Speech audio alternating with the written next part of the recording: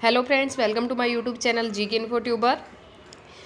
Friends, हम NCERT geography कर रहे हैं और क्लास 8 की हमारी 4 लेसन कंप्लीट हो चुकी है, 2 लेसन बाकी हैं। तो आज मैं उद्योग वाला लेसन आपको कंप्लीट करवा देती हूँ। कल हमने किया था एग्रीकल्चर और आज हम करेंगे इंडस्ट्री। तो इंडस्ट्री में क्या क्या है हमने ये सब देखना है इस लेसन में। उसके बाद हमारा एक लेसन बच जाएगा, वो हम कल कंप्लीट कर देंगे। और ये थोड़ा सा लंबा लेसन है, इसलिए मैं थोड़ा इसको स्पीडली करवाऊँगी। क्या आपने कभी ये विचार किया कि लिखने की अभ्यास पुस्तिका है जो आप इस्तेमाल में लाते हैं, वो विनिर्माण की लंबी प्रक्रिया के बाद आपके पास पहुंचती है। इसके जीवन की शुरुआत है वो वृक्ष से होती है, उसे काटा जाता है और लुगदी मिल तक ले जाया जाता है। वहाँ वृक्षों की लकड़ी को संसाधित और काष्ठ लुगदी में परिवर्तित किया जाता है। काष्ठ लुगदी को रासायनिक द्रव्य के साथ मिलाया जाता है और अंततः मशीनों के द्वारा कागज के रूप में परिवर्तित किया जाता है। ये कागज प्रेस में जाता है, जहाँ रसायनों में निर्मित स्याही का इस्तेमाल पृष्ठों पर रेखाएं छापने में किया जाता है। इसके उपरांत पृष्ठों को अभ्यास पुस्तिका के रूप में बांधकर व पैक कर बिक्री के लिए बाजार भेज दिया जाता है और अंत में ये आपके हाथों में पहुंचती है। मतलब जो भी अभ्यास पुस्तिका है वो कैसे बनी, कागज कैसे बना, लुगदी कैसे बनी, मतलब बहुत सा प्रोसेस का कार्य होता है। उसके बाद जाके ये बुक बनती है और फिर आपके हाथों में पहुंचती है। तो द्वितीय क्रियाकलाप या विनिर्माण, जैसे हमने पहले देखा था कृषि है वो प्राथमिक व्यवसाय है, उसी तरह से द्वितीय क्रियाकलाप या विनिर्माण में कच्चे माल को लोगों के लिए अधिक मूल्य के उत्पादों के रूप में परिवर्तित किया जाता है। जैसा कि आपने देखा लुगदी कागज के रूप में और कागज अभ्यास पुस्तिका के रूप में। देखो पहले लुगदी है उसका कागज बनाया, कागज की फिर अभ्यास पुस्तिका बनाई। तो विनिर्माण प्रक्रिया के 2 चरणों में प्रदर्शित इसको किया गया है। तो उद्योग का संबंध क्या है? उद्योग का संबंध आर्थिक गतिविधि से है जो कि वस्तुओं के उत्पादन, खनिजों के निष्कर्षण और सेवाओं की व्यवस्था से संबंधित है। इस प्रकार लोहा और इस्पात उद्योग वस्तुओं के उत्पादन से संबंधित है। कोयला खनन उद्योग कोयले को धरती से निकालने से संबंधित है और पर्यटन सेवा देने से संबंधित उद्योग है। पर्यटन भी एक उद्योग है और कोयला खनन ये भी एक उद्योग है। कागज का भी उद्योग होता है।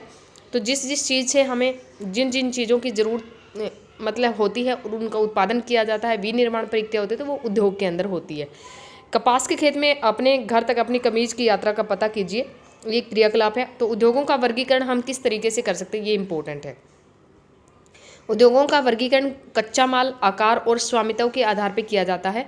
कच्चा माल, कच्चे माल के उपयोग के आधार पर कृषि आधारित, खनिज आधारित, समुद्र आधारित और वन आधारित हो सकते हैं उद्योग, कच्चे माल के उपयोग के आधार पे। उसके बाद में कृषि आधारित उद्योग कौन से होते हैं, जिसमें कृषि का रोल होता है बहुत बड़ा। कच्चे माल के रूप में वनस्पति और जंतु आधारित उत्पादों का उपयोग करते हैं।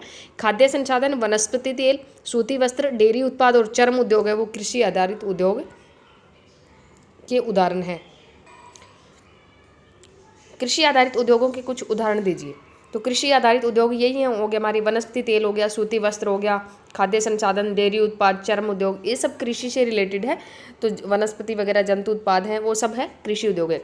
खनिज आधारित उद्योग है वो प्राथमिक उद्योग है जो खनिज ऐशकों का उपयोग कच्चे माल के रूप में करते हैं। इन उद्योगों के उत्पाद अन्य उद्योगों का पोषण करते हैं। ऐशक से निर्मित लोहा खनिज आधारित उद्योग का उत्पाद है। ये कई अन्य उत्पादों के विनिर्माण के लिए कच्चे माल के रूप में प्रयुक्त किया जाता है, जैसे भारी मशीनों, भवन निर्माण सामग्री और रेल के डिब्बे बनाने में। समुद्र आधारित उद्योग है वो सागरों और महासागरों से प्राप्त उत्पादों का उत्पादन कच्चे माल के रूप में करते हैं। समुद्री खाद्य प्रसंस्करण उद्योग और मत्स्य तेल निर्माण इसके कुछ उदाहरण हैं। वन आधारित उद्योग वनों से प्राप्त उत्पाद का उत्पादन कच्चे माल के रूप में करते हैं। लुगदी, कागज, औषध, रसायन, फर्नीचर, भवन निर्माण वनों से संबंधित उद्योग है। ये वनों से संबंधित है, जैसे कागज हो गया, ये दवाइयाँ होगी, फर्नीचर हो गया, भवन निर्माण हो गया, ये वृक्षों से वन आधारित उद्योग है। उसके बाद में आकार के आधार पर, आकार उद्योग के आकार का तात्पर्य निवेश की गई पूंजी की राशि, नियोजित लोगों की संख्या और उत्पादन की मात्रा से है। आकार के आधार पर उद्योगों को 2 आधारों में बांटा जा सकता है, 2 भागों में बांटा जा सकता है। एक लघु आकार के जो छोटे आकार के होते हैं, एक वृहद आकार के मतलब बड़े आकार के। कुटीर और घरेलू उद्योग है वो छोटे पैमाने के हैं, जिसमें दस्तकारों के द्वारा उत्पादों का निर्माण है वो अपने हाथ से होता है। टोकरी, बुनाई, मिट्टी के बर्तन, अन्य हस्त निर्मित वस्तुएं कुटीर उद्योगों का उदाहरण है जो छोटे हैं। और बड़े पैमाने पर जो बड़ी मात्रा में वस्तुओं का उत्पादन करते हैं उनकी तुलना में छोटे पैमाने के उद्योग कम पूंजी और प्रौद्योगिकी का प्रयोग करते हैं। ज़्यादातर काम उनमें हाथ से होता है। तो बड़े पैमाने के उद्योगों में पूंजी का निवेश अधिक और प्रयुक्त प्रौद्योगिकी है वो मतलब टेक्निक है वो ऊंचे स्तर की होती है। उसमें मशीनों से काम होता है, रेशम बुनाई है, खाद्य प्रक्रमण है, ये लघु पैमाने के उद्योग है। ऑटोमोबाइल और भारी मशीनों का है वो बड़े पैमाने के उद्योग है। उसके बाद में स्वामित्व के आधार पर उद्योगों को एक निजी क्षेत्र में बांट सकते हैं हम, एक सरकारी क्षेत्र में बांट सकते हैं। जैसे राज्य सरकार का हो गया उसमें स्वामित्व, या सार्वजनिक क्षेत्र उसको कह सकते हैं आप, संयुक्त क्षेत्र कह सकते हैं, सहकारी क्षेत्र में वर्गीकृत कर सकते हैं। तो निजी क्षेत्र के उद्योगों का स्वामित्व और संचालन या तो एक व्यक्ति या व्यक्तियों के समूह के हाथों में होता है, या सार्वजनिक क्षेत्र के उद्योगों का स्वामित्व और संचालन सरकार द्वारा होता है। जैसे हिंदुस्तान एरोनॉटिक्स लिमिटेड है, steel authority of India limited है। जो संयुक्त क्षेत्र के उद्योगों का स्वामित्व और संचालन राज्यों और व्यक्तियों के समूह द्वारा होता है। मारुति उद्योग है लिमिटेड संयुक्त क्षेत्र के उद्योग का एक उदाहरण है। सहकारी क्षेत्र के उद्योगों का स्वामित्व और संचालन कच्चे माल के उत्पादकों या पूर्तिकारों, कामगारों अथवा दोनों द्वारा होता है। आनंद मिल यूनियन लिमिटेड, सुधा डेयरी सहकारी उपकरण के अंतर्गत, ये क्वेश्चन भी एक बार आया था सुधा डेयरी वाला। ये पूछा गया था कि सहकारी है या निजी है, कौन सा है, तो सहकारी उपक्रम है। जैसे आनंद मिल्क यूनियन लिमिटेड है या सुधा डेयरी वाला है, तो इसमें ये क्वेश्चन एक बार पूछा गया था एनसीईआरटी में से। वे कारक उद्योगों की अवस्थिति को प्रभावित करने वाले कारक, मतलब उद्योग हम स्थापित करते हैं तो क्या देखकर करते हैं कि हमें उद्योग यहाँ स्थापित करना चाहिए। तो उद्योग को स्थापित करने को प्रभावित करने वाले कौन कौन से कारक हैं जो हमें उद्योग को स्थापित करने में सहयोग करेंगे, या किन कारणों की वजह से हम उद्योग वहाँ स्थापित नहीं कर पाएंगे, वो सब चीज़ें देखनी है हमें। एक तो ये कि उद्योगों के लिए हमें कच्चा माल मिलना चाहिए, क्योंकि उद्योग जब भी हम करेंगे स्थापित करेंगे तो उसमें कच्चे माल की ज़रूरत पड़ेगी कोई भी चीज़ बनाने के लिए। पानी पास में होना चाहिए, बिजली का अरेंजमेंट होना चाहिए, सब चीज़ें ऐसे, मतलब भूमि पूंजी जल ये सब चीज़ें वहाँ होनी चाहिए। और परिवहन का साधन होना चाहिए। अगर हमने माल बना दिया और वो भेजा ही नहीं जा रहा है तो भी कोई फ़ायदा नहीं है। तो वे कारक जो उद्योगों की अवस्थिति को प्रभावित करते, कच्चे माल की उपलब्धता, सबसे पहले तो कच्चा माल चाहिए कोई भी चीज़ बनाने के लिए, उसके लिए भूमि चाहिए, जगह चाहिए, हमें जल चाहिए, श्रम चाहिए, शक्ति चाहिए, पूंजी चाहिए, परिवहन और बाजार भी चाहिए। उद्योग उन्हीं स्थानों पर केंद्रित होते हैं जहाँ इनमें से कुछ या ये सभी कारक आसानी से उपलब्ध होते हैं। कभी कभी सरकार है वो कम दाम पर विद्युत उपलब्धता, कम परिवहन लागत और अन्य अवसंरचना जैसे प्रोत्साहन प्रदान करते हैं ताकि पिछड़े क्षेत्रों में उद्योग स्थापित किया जा सके। औद्योगिकरण से प्राय नगरों और शहरों का विकास एवं वृद्धि होती है। उसके बाद में औद्योगिक तंत्र में निवेश, प्रक्रम और निर्गत शामिल है।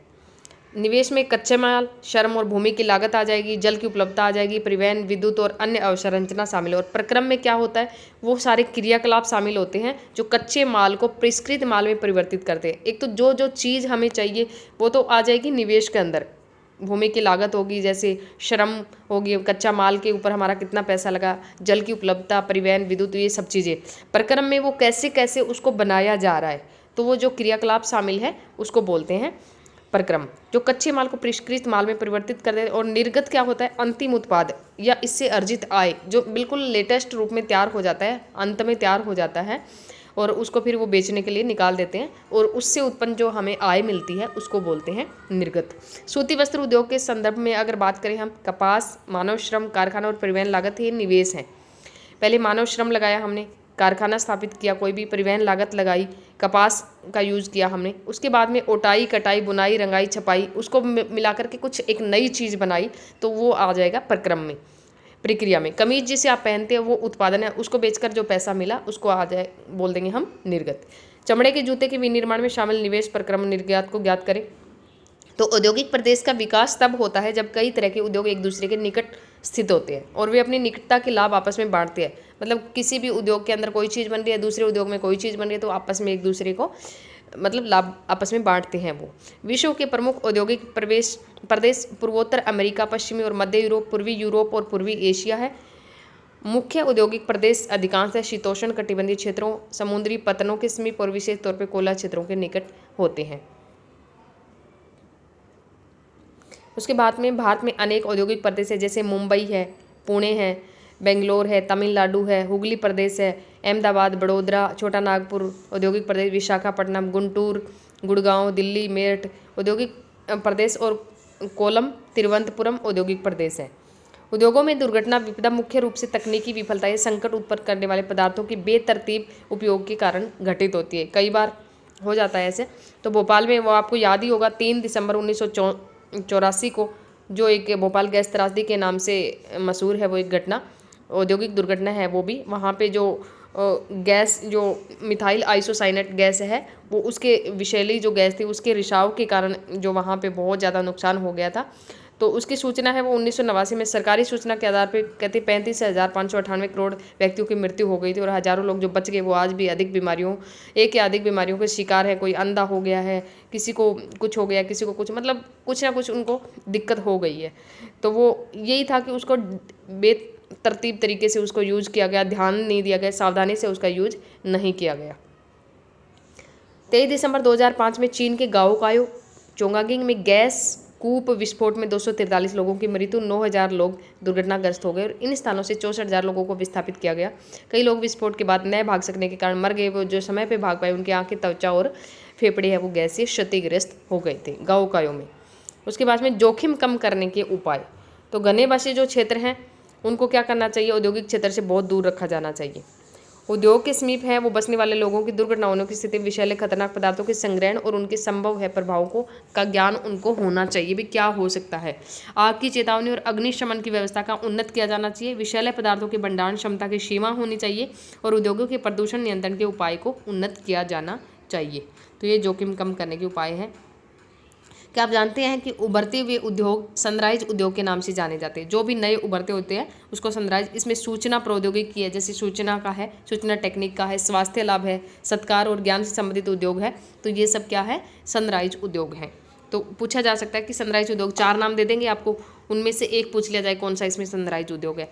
तो इसमें आपको याद रखना है सूचना प्रौद्योगिकी, स्वास्थ्य लाभ, सत्कार और ज्ञान से संबंधित उद्योग। प्रमुख उद्योगों का वितरण, विश्व के प्रमुख उद्योग लोहा इस्पात उद्योग, सूती वस्त्र उद्योग और सूचना प्रौद्योगिकी उद्योग है। लोहा इस्पात उद्योग और वस्त्र उद्योग तो काफ़ी पुराने हैं और जो नए उभरते हैं वो सूचना प्रौद्योगिकी है, इसलिए ये सनराइज उद्योग। वे देश जिनमें लोहा इस्पात उद्योग अव्यवस्थित जर्मनी, संयुक्त राज्य अमेरिका, चीन, जापान और रूस है। वस्त्र उद्योग भारत, हांगकांग, दक्षिण कोरिया, जापान और ताइवान में है। और सूचना प्रौद्योगिकी उद्योग के मुख्य केंद्र हैं वो मध्यवर्ती कैलिफोर्निया की सिलिकॉन घाटी में और भारत के बेंगलुरु प्रदेश में है। उसके बाद में है लोहा इस्पात उद्योग। अन्य उद्योगों की तरह लोहा इस्पात उद्योग में बहुत से निवेश प्रक्रम और निर्गत शामिल है। ये एक पोषक उद्योग है। कौन सा उद्योग है ये, पोषक उद्योग, मेन जिसको आपको कह सकते हैं, जिसके उत्पाद अन्य उद्योगों के लिए कच्चे माल के रूप में प्रयुक्त होते हैं। उद्योगों के लिए निवेश में श्रम पूंजी, स्थान और अन्य अवसंरचना के साथ साथ लोहा, कोयला और चूना पत्थर कच्चे माल के रूप में सम्मिलित है। लोहा से इस्पात निर्माण की प्रक्रिया में कई चरण शामिल है। कच्चे माल को झोंका भट्टी में रखा जाता है जहाँ ये प्रगलित होता है। इसके बाद परिशोधित होता है, उसका शोधन किया जाता है। प्राप्त उत्पाद है वो इस्पात होता है और अन्य उद्योगों के कच्चे माल के रूप में प्रयुक्त किया जाता है। इस्पात कड़ा होता है, इसे आसानी से काटा और आकार दिया जा सकता है और इसे तार बनाए जाते हैं। और एल्यूमिनियम, निकल, तांबा और तांबा जैसी अन्य धातुओं को थोड़ी थोड़ी मात्रा में इस्पात में मिलाकर इसकी मिश्रित धातुएं बनाई जाती है। मिश्र धातु इस्पात को असामान्यता, कठोरता, दृढ़ता और जंग प्रतिरोधक क्षमता प्रदान करती है।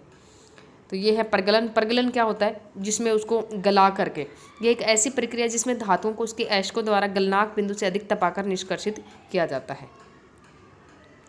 उसके बाद में इस्पात प्राय आधुनिक उद्योगों का मेरुदंड कहलाता है, क्योंकि इस्पात से बहुत से उद्योग चलते हैं। तो आधुनिक जो भी उद्योग है उसका मेरुदंड कहलाते हैं। क्वेश्चन पूछा जा सकता है और पूछा भी गया एक बार।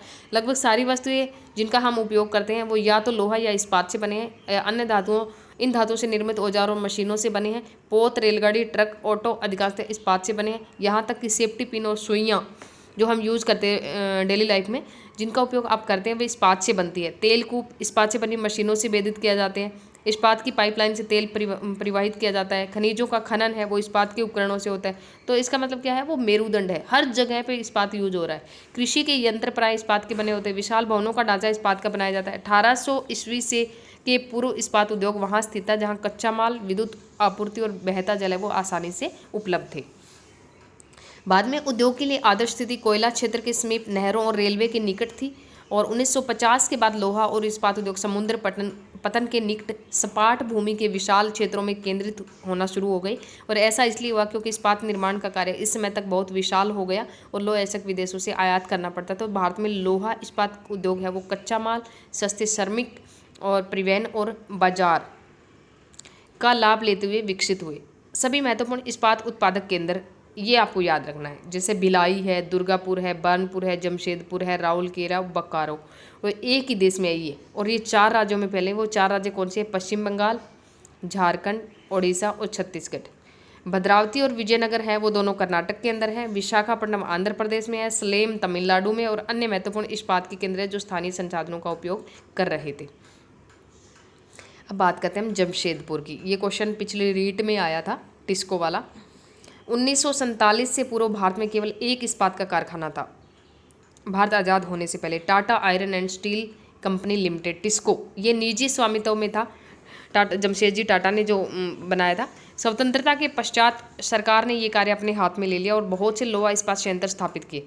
झारखंड में स्वर्ण रेखा और खरकई नदियों के संगम के समीप साकची में सन 1907 में टिस्को की शुरुआत हुई। तो सबसे पहले 1907 में यही आया था टिस्को वाला। बाद में साकची का नाम बदलकर इसको जमशेदपुर रखा गया। पहले इसका नाम क्या था? साकची था। और 1907 में टिस्को की स्थापना हुई, Tata iron and steel company limited, और फिर इसका नाम है वो जमशेदपुर बदलकर जमशेदपुर कर दिया गया। भौगोलिक रूप से जमशेदपुर देश में लोहा इस्पात केंद्र के रूप में सर्वाधिक सुविधाजनक स्थान पर है। तो ये आपको याद रखना। 1947 से पहले ये इस्पात कारखाना था और ये निजी स्वामित्व में था। उसके बाद में सरकार ने अपने अंडर इसको ले लिया। स्वर्ण रेखा नदी और खरकई नदी उनके संगम पे है, ये भी पूछा जा सकता है। साकची को कई कारणों से इस्पात संयंत्र स्थापित करने के लिए चुना गया।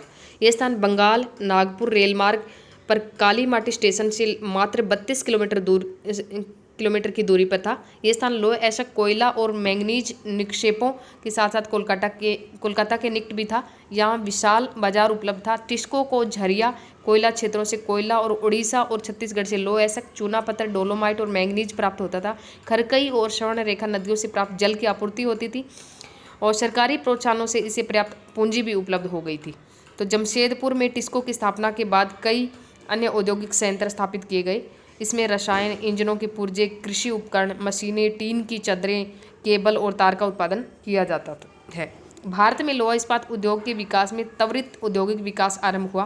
भारतीय उद्योग के लगभग सभी क्षेत्र अधिकांशतः अपने आधारभूत अवसंरचना के लोहा इस्पात उद्योगों पर निर्भर है। भारतीय लोहा इस्पात उद्योग में वृहत समकालिक इस्पात उद्योगों के साथ साथ लघु इस्पात मिल भी सम्मिलित हैं।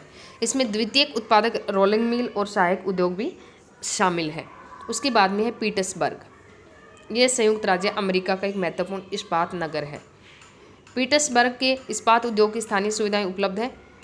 रीट वगैरह के लिए तो आपसे इंडिया का ही पूछा जाएगा। अगर जैसे और कोई एग्जाम होता है हमारा सेंट्रल लेवल का या और भी अदर स्टेट का होता है तो ये पूछा जा सकता है। जैसे DSSB या KVS वगैरह में ये पूछा जाता है, तो उसमें तो इंडिया का ही पूछा जाएगा। आपको भिलाई, दुर्गापुर, बनपुर, राउरकेला वो सब देखना आपने। जबकि लोह एशक है वो मिनीसोटा की लोहे की खानों से प्राप्त होता है, जो पीटर्सबर्ग से लगभग 1500 किलोमीटर से दूर है। और इन खानों और पीटर्सबर्ग के बीच नो परिवहन का सर्वोत्तम मार्ग ग्रेट लेक्स जलमार्ग आता है। यह एशक के नो परिवहन हेतु सस्ता मार्ग है। ग्रेट लेक्स से पीटर्सबर्ग क्षेत्र तक लोह एशक रेलगाड़ियों से लाया जाता है। ओयो, मोनोगहेला और एल्गनी नदियों से प्राप्त जल प्राप्त होता है। ये इतना कोई नहीं पूछेगा। आज पीटर्सबर्ग में बहुत कम बड़ी इस्पात मिल है। ये मिल पीटर्सबर्ग के ऊपर मोनोगेला और एल्गनी नदी की घाटियों में, पीटर्सबर्ग के नीचे ओयो नदी के सहारे स्थित है। परिष्कृत इस्पात स्थल और जल दोनों मार्गों द्वारा बाजार में भेजा जाता है। पीटर्सबर्ग क्षेत्र में इस्पात मिलों के अतिरिक्त कई अन्य कारखाने हैं। ये रेल पटरी उपकरण और भारी मशीनों के उत्पादन में इस्पात का प्रयोग कच्चे माल के रूप में करते हैं। अब क्या आप जानते हैं ग्रेट लेक्स के नाम? सुपीरियर, ह्यूरन, ओटोरियो, मिशिगन और इरी, ये 5 झील हैं। इनमें से सुपीरियर झील है वो सबसे बड़ी और अन्य की तुलना में उच्च ऊर्ध्व प्रवाह पर स्थित है। उसके बाद में सूती वस्त्र उद्योग। सूती वस्त्र, धागे से कपड़े की बुनाई एक प्राचीन कला है, सबसे पुराना उद्योग। कपास, ऊन, सिल्क, जूट और पटसन का प्रयोग वस्त्र निर्माण में होता है। उपयोग में लाए गए कच्चे माल के आधार पर वस्त्र उद्योगों का वर्गीकरण किया जा सकता है। रेशे वस्त्र उद्योग के कच्चे माल हैं। रेशे प्राकृतिक और मानव निर्मित हो सकते हैं। मानव निर्मित। प्राकृतिक रेशे जैसे जो हमें प्रकृति से मिलते हैं, ऊन हो गया, सिल्क हो गया, कपास हो गया, लिनन हो गया या जूट हो गया। और मानव निर्मित में जैसे नायलॉन हो गया, पॉलिएस्टर हो गया, एक्रिलिक हो गया और या रेयोन हो गया। तो ये भी पूछा जा सकता है। सूती वस्त्र उद्योग विश्व के प्राचीनतम उद्योगों में से एक है। 18वीं सदी की औद्योगिक क्रांति तक सूती वस्त्र हस्तकताई तकनीक और हथकरघों से बनाया जाता था। 18वीं सदी में पावर लूम ने पहले ब्रिटेन में और बाद में विश्व के अन्य दूसरे भागों में सूती वस्त्र उद्योग के विकास को आगे बढ़ाया। आज भारत, चीन, जापान और संयुक्त राज्य अमेरिका सूती वस्त्र के महत्वपूर्ण उत्पादक है। तो ये शब्द है वो टेक्सटाइल लैटिन की टेक्सियर से उत्पन्न हुआ है, जिसका अर्थ होता है बुनना। भारत में अति उत्तम गुणवत्ता के सूती वस्त्र उत्पादन करने की गौरवपूर्ण परंपरा रही है। ब्रिटिश शासन के पूर्व हाथ से कते और हाथ से बने वस्त्रों का एक विस्तृत भारतीय बाजार था। ढाका का मलमल, मछलीपट्टनम की छींट और कालीकट की कैलिको और बुरहानपुर, सूरत व बड़ोदरा के सुनहरी जरी के काम वाले सूती वस्त्र है वो गुणवत्ता और डिजाइनों के लिए विश्वविख्यात थी। लेकिन हाथ से बने होने के कारण सूती वस्त्रों का उत्पादन महंगा और बनने में अधिक समय लगता था। इसलिए परंपरागत सूती वस्त्र उद्योग पश्चिम के नए वस्त्र मिलों से प्रतिस्पर्धा नहीं कर सका, जो सस्ते व अच्छी गुणवत्ता वाले वस्त्रों का निर्माण यंत्रीकृत औद्योगिक यूनिट में करते थे। पहली सफल यंत्रीकृत वस्त्र मिल है वो मुंबई में 1854 में स्थापित की गई और कोष्ठ आर्द्र जलवायु, मशीन आयात के लिए पतन, कच्चे माल की उपलब्धता और दक्ष श्रमिक इस प्रदेश में इस उद्योग के द्रुत फैलाव में सहायक रहा। प्रारंभ में ये उद्योग महाराष्ट्र और गुजरात राज्य के अनुकूल आर्द्र जलवायु के कारण पनपा, लेकिन वर्तमान में आर्द्रता कृत्रिम रूप से उत्पन्न की जा सकती है और कच्ची कपास शुद्ध होती है और वस्त्र उत्पादन प्रक्रिया में इसका वजन कम नहीं होता, इसलिए यह उद्योग भारत के विभिन्न भागों में फैल गया। कोयम्बटूर, कानपुर, चेन्नई, अहमदाबाद, मुंबई, कोलकाता, लुधियाना, पुडुचेरी और पानीपत कुछ अन्य महत्वपूर्ण केंद्र हैं। तो देश में प्रथम, ये आपको याद रखना है, प्रथम वस्त्र उद्योग 1818 में कोलकाता के समीप फोर्ट गैलेस्टर में स्थापित हुआ था, लेकिन कुछ समय बाद ये बंद हो गया था। उसके बाद ये जो सफल वाली सूती वस्त्र मिल है ये 1854 में मुंबई में स्थापित की गई थी। पहले तो सबसे पहले अगर खुलने की बात पूछी जाए तो कोलकाता में खुला था 1818 में, लेकिन ये चला नहीं, बंद हो गया। तो सफल की अगर बात की जाए तो 1854 में मुंबई में। उसके बाद में अहमदाबाद, जिसको मैनचेस्टर कहते हैं भारत का। भारतीय वस्त्र उद्योग के कुल उत्पादन का लगभग 1/3 हिस्सा निर्यात किया जाता है। अहमदाबाद गुजरात में साबरमती नदी के तट पर स्थित है और 1859 में यहाँ पहली सूती वस्त्र मिल स्थापित हुई। इसके बाद अहमदाबाद में आई ये 1854 में मुंबई में, उसके बाद अहमदाबाद, और यह यथाशीघ्र ही मुंबई के बाद भारत का दूसरा बड़ा वस्त्र निर्माता नगर बन गया। अहमदाबाद को प्राय भारत का मैनचेस्टर कहा जाता है। क्वेश्चन बहुत बार आता है। अनुकूल अवस्थिति कार अहमदाबाद में सूती वस्त्र उद्योग के विकास में सहायक थे। कपास उत्पन्न करने के लिए, क्योंकि गुजरात में तो कपास बहुत ज़्यादा होती है, या कच्चा माल आसानी से उपलब्ध होता है। जलवायु कताई बुनाई के लिए आदर्श है और भूमि अच्छी है वहाँ पे, और मिलों की स्थापना के लिए उपयुक्त है। गुजरात महाराष्ट्र है वो राज्य की घनी आबादी इस उद्योग की कुशल और अर्धकुशल श्रमिक उपलब्ध कराते हैं। सुविकसित सड़कें, यहाँ की रेल मार्गों का जाल है, तो बहुत ठीक है। मतलब यहाँ ये जो अभी हमने पढ़ा था साबरमती नदी भी है, पानी वगैरह के लिए भी कोई दिक्कत नहीं है। तो अहमदाबाद की सूती मिलों की कुछ समस्याएं हैं हाल ही के वर्षों में। बहुत से वस्त्र मिल है वो बंद हो चुके हैं। देश के नए वस्त्र केंद्रों का विकास और अहमदाबाद की मिलों में मशीन प्रौद्योगिकी की नवीनीकरण न होना इसका मुख्य कारण है। अब धीरे धीरे थोड़ा डाउन होता जा रहा है ये। उसके बाद में ओसाका, ये जापान का है। ओसाका जापान का एक बहुत ही महत्वपूर्ण वस्त्र निर्माण केंद्र है। ये जापान का मैनचेस्टर कहते हैं इसको। और ओसाका में सूती वस्त्र उद्योग का विकास कई भौगोलिक कारणों से हुआ। ओसाका के चारों ओर का विस्तृत मैदान है वो सूती वस्त्र मिलों के विकास के लिए आसानी से भूमि की उपलब्धता सुनिश्चित करता है। और वही आर्द्र जलवायु कताई और बुनाई के लिए बहुत ही उपयुक्त है। वहाँ पे योडो नदी है, यहाँ पे मिलों के लिए प्राप्त जल उपलब्ध करवा देती है और श्रमिक आसानी से उपलब्ध है। पतन की अवस्थित कच्चे कपास को आयात करने और वस्तुओं के निर्यात में सुविधा उपलब्ध कराती है। ओसाका का, बस आपको यही याद रखना है, जापान का ओसाका। ओसाका का वस्त्र उद्योग पूर्णतः आयात कच्चे मालों के ऊपर निर्भर है। कपास मिस्र, भारत, चीन और यूएसए से आयात की जाती है। परिष्कृत उत्पाद है वो अधिकांश निर्यात किया जाता है। उच्च गुणवत्ता और कम मूल्य की वजह से उसका एक अच्छा बाजार है। यद्यपि देश का यह एक अन्य महत्वपूर्ण उद्योग है और हाल ही में ओसाका के सूती वस्त्र उद्योग का स्थान अन्य उद्योग जैसे लौह इस्पात, मशीनरी, जहाजरानी, ऑटोमोबाइल और विद्युत उपकरण और सीमेंट वाले लेते जा रहे हैं।